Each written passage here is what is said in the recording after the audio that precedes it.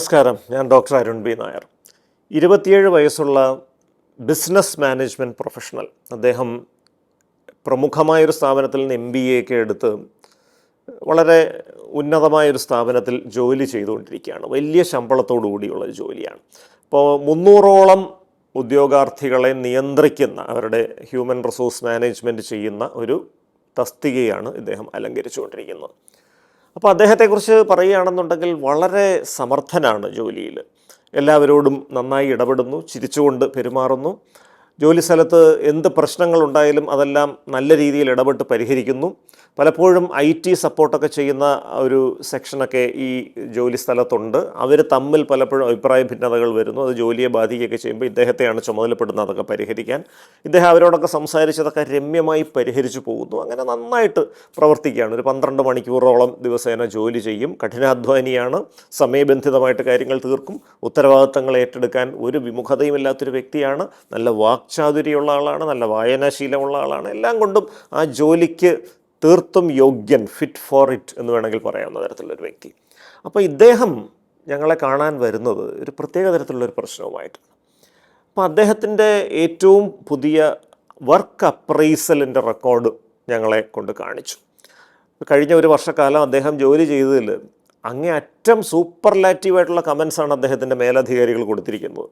ഇദ്ദേഹം വളരെ നല്ല രീതിയിൽ എല്ലാ കാര്യങ്ങളും ചെയ്യുന്നുണ്ട്, ഇദ്ദേഹം ഉള്ളതുകൊണ്ട് സ്ഥാപനത്തിന് വളരെയധികം പുരോഗതി ഉണ്ടായി എന്നൊക്കെ പറഞ്ഞുകൊണ്ടൊരു അഡ്വാൻസ് ഇൻക്രിമെൻറ്റ് പോലെ സാധാരണ ആളുകൾക്ക് കൊടുക്കുന്നതിനേക്കാൾ കൂടുതലായിട്ടുള്ളൊരു ശമ്പള വർധനവ് വരെ അദ്ദേഹത്തിന് കൊടുത്തിരിക്കുകയാണ്.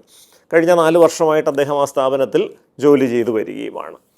അപ്പോൾ അദ്ദേഹത്തോട് സംസാരിച്ചപ്പോൾ പറയുന്നത്, ഇങ്ങനെയൊക്കെയാണ് എനിക്ക് കിട്ടിയിട്ടുള്ള വർക്ക് അപ്രൈസൽ. എൻ്റെ മേലധികാരികൾക്ക് എന്നെക്കുറിച്ച് നല്ലതേ പറയാനുള്ളൂ. എൻ്റെ സബോർഡിനേറ്റ്സ് ആയിട്ടുള്ള ആളുകൾക്കടക്കം എന്നെക്കുറിച്ച് നല്ല അഭിപ്രായമാണ്. എന്ത് പ്രശ്നമുണ്ടെങ്കിലും ഞാൻ റിലയബിളാണ് എന്നാണ് എൻ്റെ ഓർഗനൈസേഷൻ വിശ്വസിക്കുന്നത്. പക്ഷേ എൻ്റെ ഉള്ളിൽ വല്ലാത്ത ഉത്കണ്ഠയാണ്.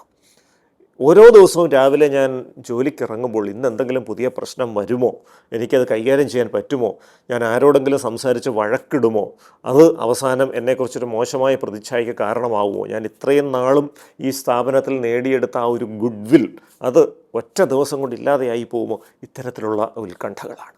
ഈ ഉത്കണ്ഠ കൂടിക്കൂടി വന്ന് കഴിഞ്ഞ ഒരു മാസമായിട്ട് ഒട്ടും ഉറങ്ങാൻ പറ്റുന്നില്ല. രാവിലെ ഒരു 3 കപ്പ് വളരെ കടുപ്പിച്ച കാപ്പിയൊക്കെ കുടിച്ചിട്ട് ഞാൻ വന്ന് ഇരിക്കുമ്പോൾ ഓഫീസിലിരുന്ന് ഉറങ്ങിപ്പോകാതെ കാര്യങ്ങൾ ചെയ്യാനൊക്കെ പറ്റുന്നുണ്ട്. പക്ഷേ ഏതാണ്ട് ഒരു മണിക്കൂർ ഈ കാപ്പിയെ കുടിച്ച് 1 മണിക്കൂർ കഴിയുമ്പോൾ നെഞ്ച് കിടന്ന് പടപട ഇടിക്കുകയാണ്. വല്ലാത്ത ഉത്കണ്ഠ, കൈകാലുകൾ വിറയ്ക്കാൻ തുടങ്ങും. ഒരു ഓഫീസിൽ ഞാൻ പലപ്പോഴും ഹ്യൂമൻ റിസോഴ്സ് മാനേജ്മെൻറ്റ് ആയതുകൊണ്ട് ആളുകളുമായി ഇടപെടുക എന്നുള്ളതാണ് ജോലിയുടെ സ്വഭാവം. ഇപ്പോൾ ഓപ്പോസിറ്റ് ഒരാൾ വന്നിരിക്കുമ്പോൾ എനിക്ക് നെഞ്ചിടിപ്പ് വരുന്നു, എൻ്റെ കൈകൾ വിറയ്ക്കുന്നു. ഞാൻ ഈ മേശയിലൊക്കെ കൈകൾ ഇങ്ങനെ ബലമായി പിടിച്ച് എൻ്റെ ഈ വിറയലും ഉത്കണ്ഠയൊന്നും അവർ മനസ്സിലാക്കാതിരിക്കാൻ വേണ്ടി കഷ്ടപ്പെട്ടുകൊണ്ട് ഞാൻ മുന്നോട്ട് പോവുകയാണ്.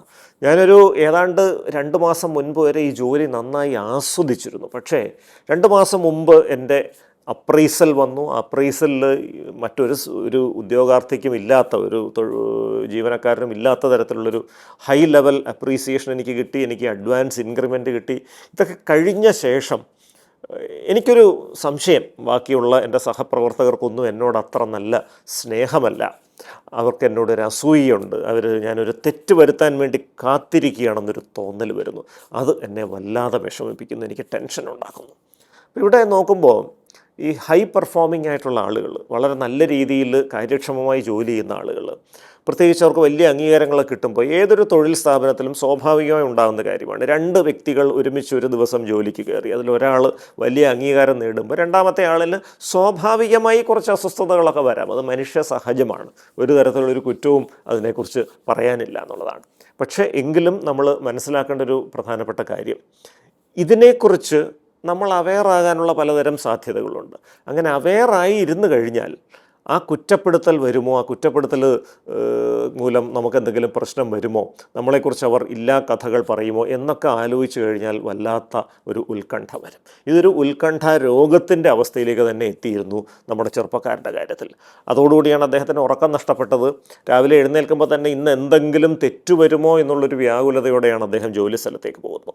അപ്പോൾ അദ്ദേഹത്തോട് കാര്യങ്ങൾ പറഞ്ഞ് മനസ്സിലാക്കി, നമ്മൾ ഇത്രയും കാര്യക്ഷമമായി കാര്യങ്ങൾ ചെയ്യുന്നുവെങ്കിൽ നിങ്ങൾക്ക് ഈ ജോലിക്ക് വേണ്ട അസംസ്കൃത വസ്തുക്കളൊക്കെ ഉണ്ട്, നിങ്ങൾ നന്നായിട്ട് ഉപയോഗിക്കുന്നുണ്ട്, നിങ്ങൾ ചെയ്യേണ്ടത് ഈ മറ്റുള്ളവർ പറയുന്ന ഫീഡ്ബാക്ക് വസ്തുനിഷ്ഠമായി വിലയിരുത്തി അതിൽ വസ്തുതകൾ ഉണ്ട്, വിമർശനത്തിൽ വസ്തുതകൾ ഉണ്ടെങ്കിൽ മാത്രം അകത്തോട്ടെടുക്കുക.